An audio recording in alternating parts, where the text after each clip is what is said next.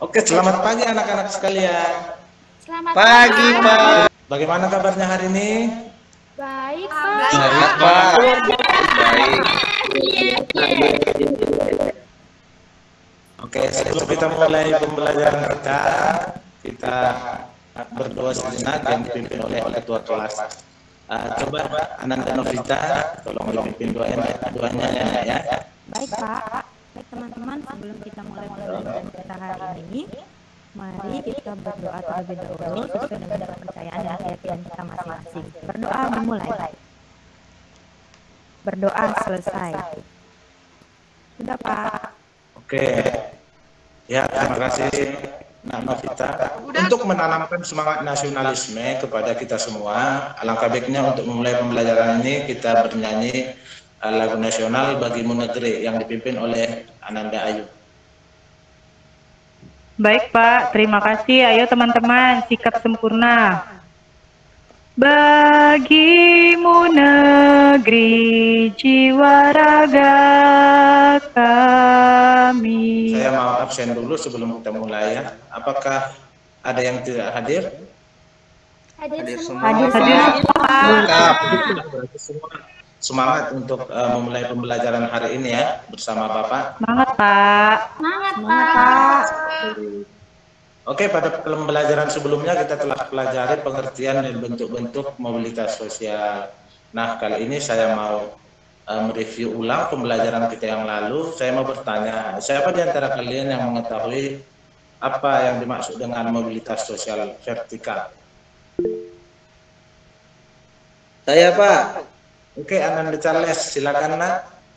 Baik, Pak. Mobilitas vertikal merupakan perpindahan seseorang atau kelompok dari suatu kedudukan sosial ke kedudukan sosial lain yang tidak sederajat, Pak.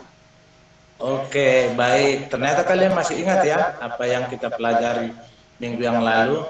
Namun sebelumnya Bapak akan menunjukkan sebuah gambar kepada kalian. Oke. Oke, setelah kalian memperhatikan gambar, Bapak mau bertanya, apakah kalian mengenal sosok yang ada pada gambar? Ya, Pak. Ada gambar Pak Habibie. Ada Bu Megawati, Pak. Ya, Jokowi, Pak. Jokowi. Jokowi. Juga, Pak. Ya, betul. Jawaban kalian benar semua ya anak-anak ya. Lalu, siapa di antara kalian yang cita-citanya jadi presiden? Ada Saya, enggak? Pak. Saya, Pak. Saya. Saya, Pak. Pak. Wah, banyak sekali yang mau jadi presiden ya. Kalau semua jadi presiden, yang jadi rakyatnya siapa dong? Bapak. Oke, baik. Saya Pak. Saya rakyat Jadi presiden itu adalah kelas sosial yang tinggi ya, sehingga banyak orang yang ingin menjadi presiden walaupun peluangnya kecil ya anak ya. Jadi saya mau bertanya lagi, apa yang melatar belakangi seseorang itu bisa menjadi seorang presiden?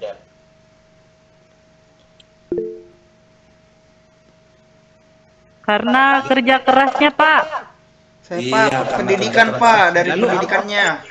Seseorang yang tidak berpendidikan bisa jadi presiden? Tidak, Pak. Bisa, Pak. Harusnya punya pendidikan tinggi juga, Pak. Oke, bagus sekali. Nah, tepuk tangan dong untuk kita semua. Yeay.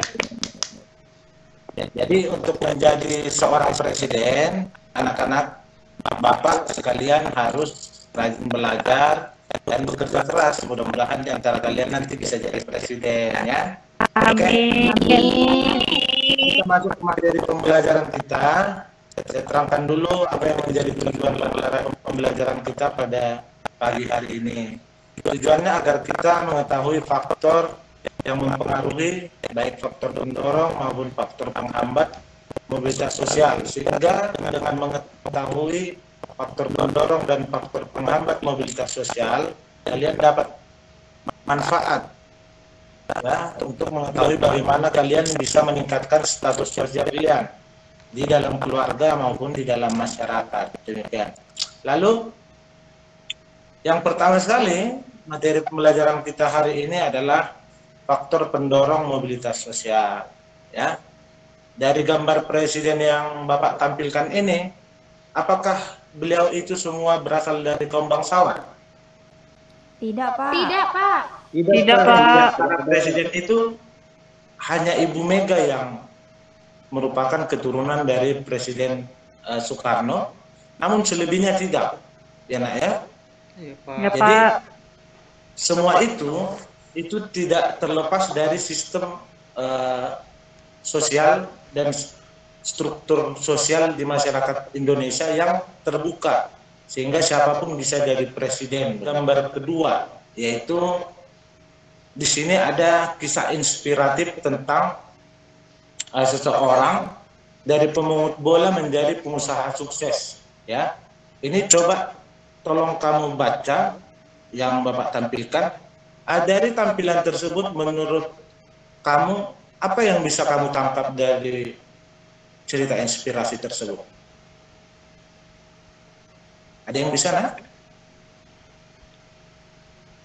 Menurut saya, Pak, itu seseorang yang bekerja keras melakukan pekerjaannya, Pak. Iya, nak, jawaban nak Ade sangat tepat ya. Ini disebut dengan faktor individu, nak ya. Jadi peristiwa yang ada pada gambar yang terjadi itu yang kita lihat adalah sikap pengetahuan dan keterampilan individu itu dapat mempengaruhi mobilitas. Dari gambar ketiga ini, siapa yang kenal atau tahu siapa yang ada pada gambar? Saya, Pak. Oke, Nak Ririn, siapa ya? Ini magician yang terkenal, Pak. Deddy Corbuzier sama anaknya Aska dan mantan istrinya Lina, Pak. Oh gitu ya. Oke, betul ya nak ya. Jadi ini disebut dengan faktor ekonomi. Jadi walaupun Deddy Corbuzier seorang yang kaya raya, namun dia juga meningkatkan taraf hidup anaknya dengan menyekolahkan di sekolah yang bertaraf internasional. Yang keempat, dikarenakan faktor sosial, diakibatkan kerja keras seseorang dapat meningkatkan status sosialnya karena ketidakpuasan seseorang atas status sosialnya pada saat sekarang begitu. Bertanya ya Pak, berarti kalau dia anak orang miskin, kalau dia bekerja keras dia bisa jadi orang kaya dong Pak. Anissa, berikan tepuk tangan kepada Nak Anissa. Oke, nah coba lihat gambar yang Bapak tunjukkan, gambar berikutnya. Oke, ini gambar apa anak-anak? Siapa yang tahu? Saya Pak, ini sepertinya gambar tentara ya Pak ya, yang lagi menangkap penjahat Pak. Oke, atau lagi perang mungkin ya? Itu gambar tank ya, Pak. Mungkin itu Iya, perang gambar. Ukraina ya, Pak, atau perang di hatiku, Pak. Ya. Iya Nak Ade. Jadi yang dikatakan Ade dan Novita itu benar ya Nak ya. Itu disebut dengan faktor politik. Jadi bagaimana faktor politik itu mempengaruhi kondusivitas dan keamanan di sebuah wilayah atau negara. Sehingga dengan faktor tersebut orang lain dapat meningkatkan mobilitas sosial begitu. Lalu yang kedua adalah kita akan mempelajari tentang faktor penghambat mobilitas sosial. Yang pertama adalah kemiskinan. Saya akan tampilkan sebuah gambar kepada kalian. Siapa yang bisa menunjukkan apa yang menjadi pesan tersirat dari gambar tersebut? Saya Pak. Oke, Nak Emi, silakan Nak Emi. Itu gambar orang miskin yang hidup di dekat rel kereta api ya Pak? Iya benar Nak. Jadi benar yang dikatakan Nak Emi. Jadi ini yang disebut dengan faktor penghambat yang pertama yaitu kemiskinan ya. Jadi ketika masyarakat mengalami kemiskinan akan sulit melakukan mobilitas sosial. Oke, coba lihat gambar yang kedua. Ini adalah faktor diskriminasi. Lalu dari gambar tersebut apa yang dapat kalian ketahui? Itu lagi demonstrasi apa? Diskriminasi. Jika kita lihat dari gambar tersebut, ini ada tindakan rasisme terhadap sebuah suku, ras, agama, dan golongan. Oke, kelompok satu siapa yang mau jadi ketuanya? Ayo aja Pak, ayo. Saya Pak. Ayu Pak. Ayu, Cak. Oke, ayo. Lalu kelompok dua? Erni Nah, Pak. Emi mau. Mau, Iya, Pak. semangat ya, Nak ya. Oke, kelompoknya sudah saya bagi. Sekarang kalian kembali ke kelompok masing-masing. Saya akan memutarkan sebuah video yang akan kalian kerjakan dalam LKPD. Oke. Baik, Pendidikan adalah Pak. sebuah kunci Ditonton videonya. utama untuk kemajuan sebuah bangsa dan hal yang sangat penting untuk bekal di masa depan. Hal inilah yang ditanamkan oleh salah satu mahasiswi inspiratif, Raini. Raini merupakan anak seorang tukang becak. Oke, setelah kalian melihat video yang saya tampilkan, kalian harus menganalisis video dan kerjakan soal secara kelompok dan kalian diskusikan, ya. Kalian bisa mencari materi dari ajar maupun bahan ajar. Tiap anggota kelompok harus memberikan informasi di depan kelas nantinya, ya. Saya kasih waktu 10 menit, dikerjakan dari sekarang. Silakan, Nak. Baik, Pak. Ayo kelompok 1, sini.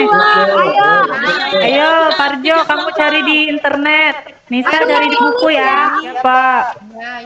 Aku dapat nih internet. Ayo catat, aku ah. Lancar anak-anak diskusinya. Ya Pak, lancar Pak. Oke, kelompok 1 sudah selesai. Sudah Pak. Oke, kalau begitu siapa yang akan membacakan di depan kelas, Nak? Saya Pak, saya Ayu. Karena Ayu. Baik, terima kasih Bapak atas kesempatannya. Nah teman-teman, saya akan mempresentasikan hasil diskusi dari kelompok kami berdasarkan video yang tadi sudah kita tonton bersama. Nah di situ kami melihat ada faktor pendorong dari mobilitas sosial akibat dari pendidikan. Jadi cara yang ditempuh oleh Raini itu sehingga dia mendapatkan kelas yang tinggi, nah dia itu belajar keras dan menempuh pendidikan yang tinggi walaupun dia hanyalah seorang anak tukang beca yang memiliki penghasilan yang rendah, tapi dia tidak pernah berputus asa. Nah demikianlah Pak hasil diskusi dari kelompok kami. Terima kasih. Terima kasih, Nak Ayu. Ya, Sama-sama, bagus. Pak. Diskusi kelompok 1. Berikan tepuk tangan buat kelompok 1. Yeay. Oke, sekarang kelompok 2 akan mempresentasikan hasil diskusinya. Siapa yang akan mempresentasikan anak-anak? Saya, Pak. Oh, Naimi, silakan, Nak. Baik, Pak. Terima kasih, Pak. Nah, saya akan membacakan hasil diskusi kelompok kami pada video tersebut. Menurut kelompok kami, yang melatar belakangi terjadinya peningkatan status sosial pada video tersebut dikarenakan ada beberapa faktor, Pak. Yang pertama, ada faktor individu, di mana Raini bekerja keras untuk meningkatkan status sosialnya dengan sikapnya, pengetahuan, dan keterampilan yang dimiliki, hingga ia berhasil mendapatkan pendidikan yang tinggi. Kemudian yang kedua, ada faktor sosial, di mana Raini tidak puas dengan status yang dia miliki di masyarakat, sehingga Raini mencoba meningkatkan status sosialnya dengan kegigihan dan kerja keras. Dan yang ketiga adalah faktor pendidikan, di mana Raini menempuh pendidikan hingga ke luar negeri dengan beasiswa yang dia terima dari pemerintah. Nah, sehingga itulah Raini mengalami mobilitas sosial. Terima kasih Pak, demikian hasil diskusi di kelompok kami. Wah, bagus sekali hasil presentasi kelompok 2. Tepuk tangan buat kelompok 2, anak-anak. Oke, kita tadi sudah berdiskusi mengenai kasus-kasus yang berhubungan dengan faktor pendorong maupun faktor penghambat mobilitas sosial.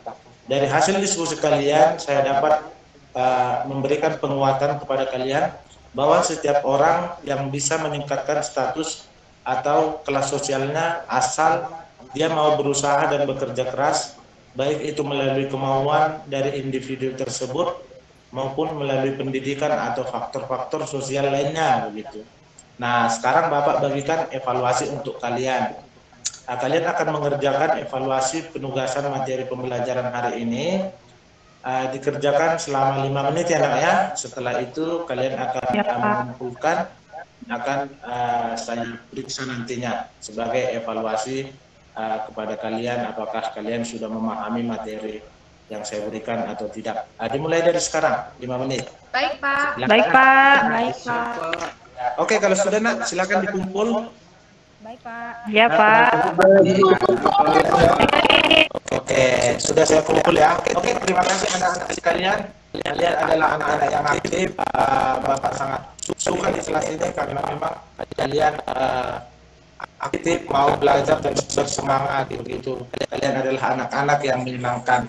Lalu Bapak mau tanya, apakah pembelajaran kita hari ini itu menyenangkan apa bukan? Menyenangkan, Menyenangkan, Terus sekali belajar.